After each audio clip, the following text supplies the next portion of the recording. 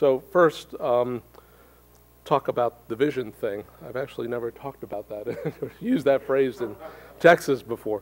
I always liked that phrase, but let's start with exports. So obviously, we've crossed an economic Rubicon, and that's because Brazil, India, and China, you'll see I don't include Russia, we can talk about that, have a greater share of global GDP than the United States, and that obviously will grow. The U.S. will still be a very powerful economy, but relatively our contribution to the world will shrink.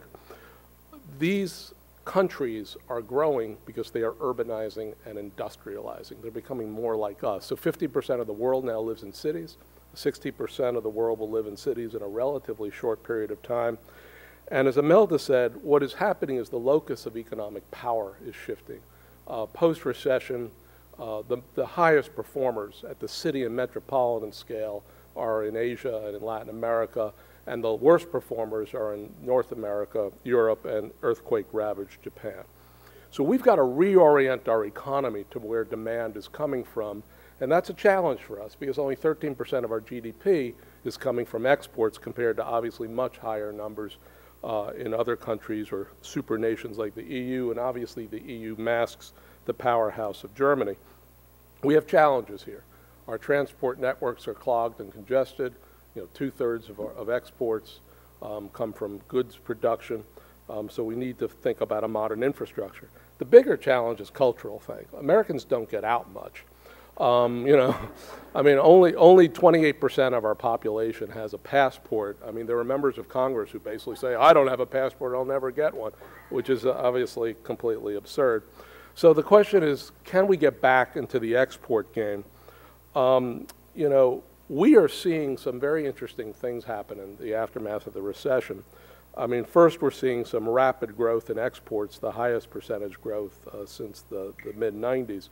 And about 46% of the recovery is being driven by exports. And again, only 13% of our GDP comes from exports.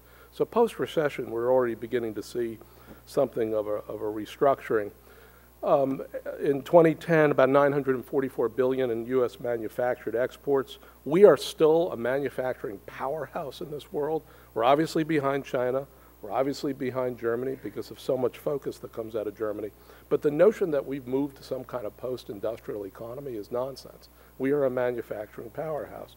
Whether it's aircraft or spacecraft or advanced precision instruments, electrical machinery, high-quality pharmaceuticals, we make a good portion of what the world wants. So there used to be this notion of what Trenton makes, the world takes.